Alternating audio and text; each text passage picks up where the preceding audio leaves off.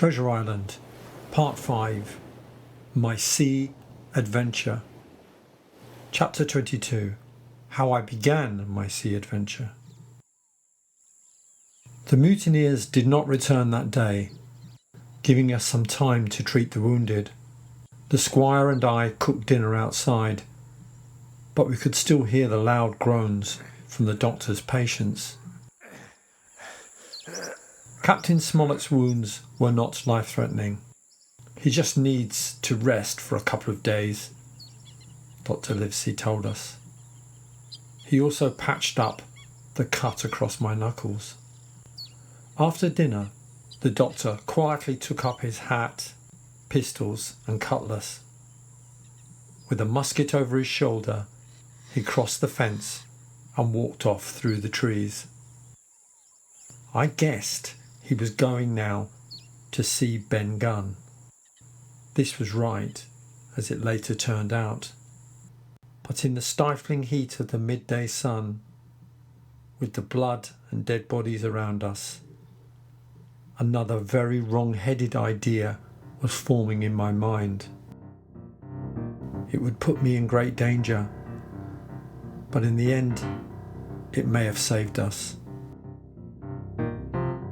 I began my adventure by secretly taking a pistol and some bullets and concealing them on my person.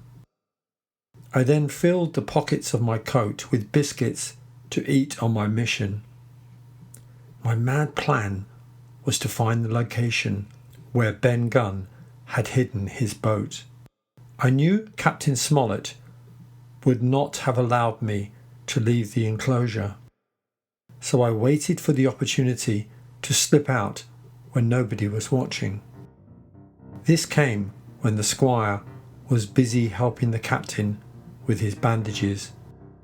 Without anyone noticing, I jumped over the stockade and ran into the woods. Soon I was out of earshot of my companions and heading towards the eastern coast of the island. It was already late in the afternoon. As I continued through the tall woods, I could hear the continuous thunder of the surf. Soon I came to a gap in the foliage and saw the sea, blue and sunny, on the horizon. The sea was never quiet around Treasure Island. The waves came thundering day and night. The harbour was in front of me. Out at sea in the distance, I could see the Hispaniola now flying the Jolly Roger, the black flag of the pirates. On the beach, Silver and two other men were standing next to a small boat. They were laughing, but I could not hear what they were saying. Suddenly, there was a horrible scream. It was Silver's parrot, Captain Flint, perched upon her master's wrist. Soon after, the two crew members sailed off in the rowboat towards the Hispaniola. Fog was closing in, and it was rapidly getting dark when I came across a goatskin tent hidden in the bushes near the White Rock where I first saw Ben Gunn. I lifted the side of the tent. There was Ben Gunn's homemade boat, a canoe-like coracle with a double paddle. The thing was really small, even for me, but very light and portable. At this point, I had an even more foolish idea.